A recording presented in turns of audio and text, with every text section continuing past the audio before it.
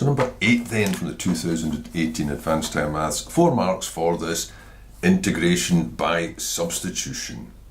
Evaluate this. Well, if it's suggesting you should use that, just use that. So let's just differentiate both sides. du will be cos theta, d theta. Then the limits.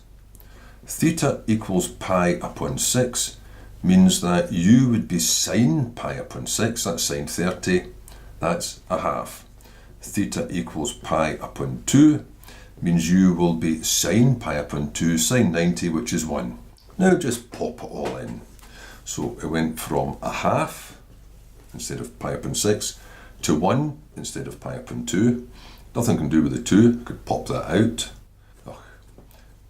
The sine to the power 4 is u to the power 4 now, since sine theta has been replaced by that. And here, the whole of cos theta d theta has been replaced by du. So it's simplified down to that wee baby integral now.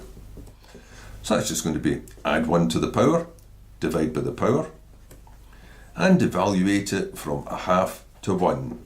So it's 2/5 of, best just keep that as a common factor of, this evaluated at 1, and same again, minus that same thing, a half, evaluated at power 5. I'll put this working down, maybe I will, maybe I won't, I'm running out of room. So that's 1 minus 1 over, now 2 to the power 5, that's 32. I just want to go in for the answer now, don't I? So that'll be 31 upon 32. So that'll be 31, cancelling that down, makes that a 16, so 5 16s are 80, 31 upon 80. And that's really all there is to it. Except probably could just have popped that into your calculator at that point there.